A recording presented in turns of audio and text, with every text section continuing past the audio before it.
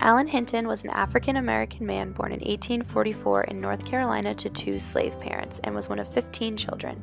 He was later sold to William Ruffin Cox. While Cox was at war fighting for the Confederacy, Alan freed himself and arrived in Andover, Massachusetts in fall of 1864, where he worked as a waiter at Andover Theological Seminary. Alan married an African-American woman and Andover native, Mary Patterson, a widow with one son, Charles. The two moved into a large rented farmhouse with a barn on 104 Hidden Road in Andover, Massachusetts.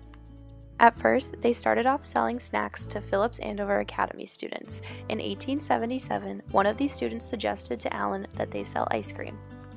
Mary had been working as a cook for Reverend Joseph Henry Thayer, a professor of theology at Andover Theological Seminary, and had learned how to make ice cream. Alan used his horse and a wagon and bought a 2-gallon freezer to transport the ice cream around, and the Hintons began the first ice cream selling business in New England. The Hintons had 2 children together, Edward, who not much is known about, and Alice, who would later take over the business. The Hintons were one of the few African-American families in Andover at the time, and Alice was the only African-American in her class at school. Alice graduated from the Punchard Free School in 1889.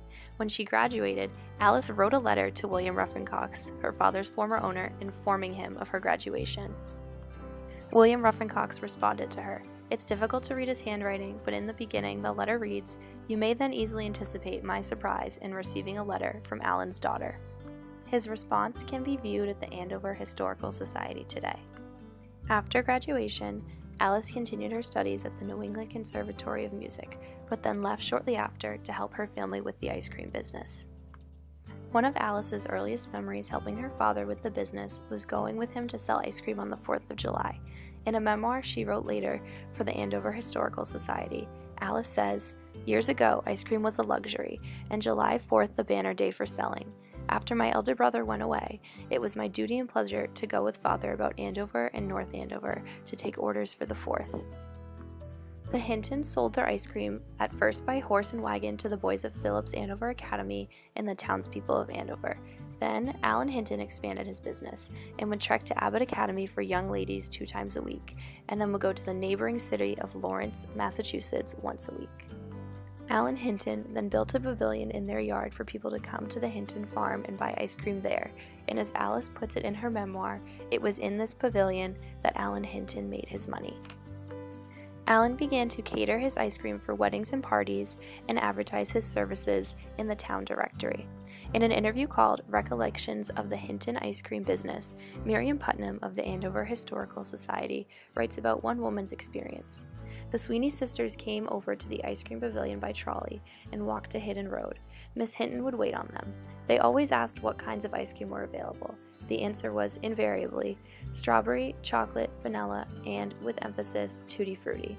Miss Sweeney said it never occurred to them that the Hintons' race made any difference. In the same interview, another woman recalls, she said that you couldn't have a party in Andover without Alan Hinton's ice cream. An interesting sidelight was that he delivered the ice cream and at the same time collected the garbage, another venture in which he was involved.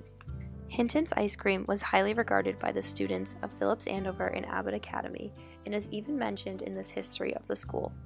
Such institutions as Hinton's and Chaps came to be a familiar and intrinsic part of Academy life.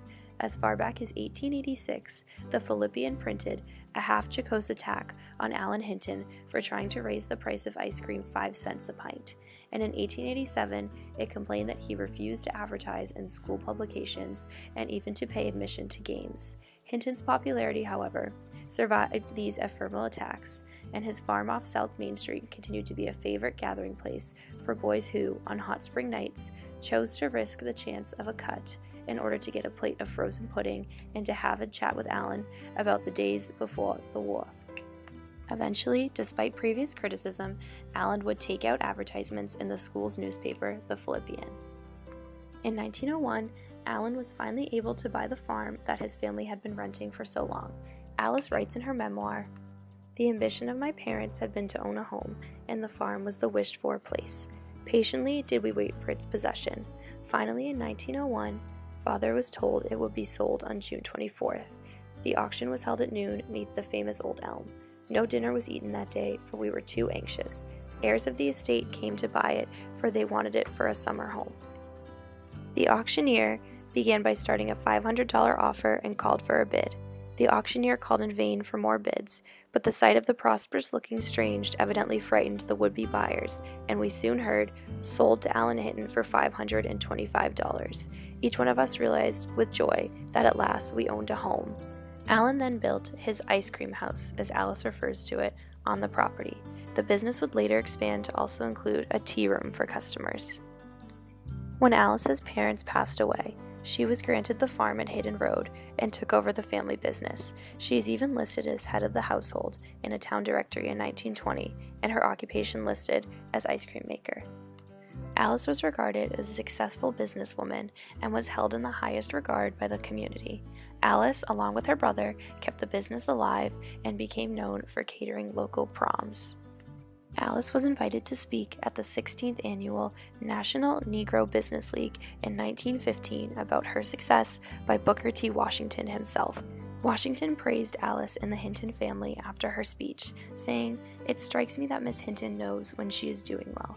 Think of it, here is a brother and a sister who have taken up the business of their father and mother, have carried it along, and as proof of their ability, it has been on the increase instead of the decrease. The Hinton family deserve to be congratulated, for they have set a good example to our entire race." Alice was a pillar in the community for years to come, and was one of the first women to register to vote in Andover when the 19th Amendment passed. She was an inspiring representation of what women, especially women of color, were able to do in that time period. Alice eventually had to end their family's ice cream business in the 1930s due to poor health, and moved to Roxbury, Massachusetts, where she passed away in 1951. Alice and the entire Hinton family will always be remembered for their courage and hope in opening their own business as African Americans in the late 1800s, and for their delicious ice cream.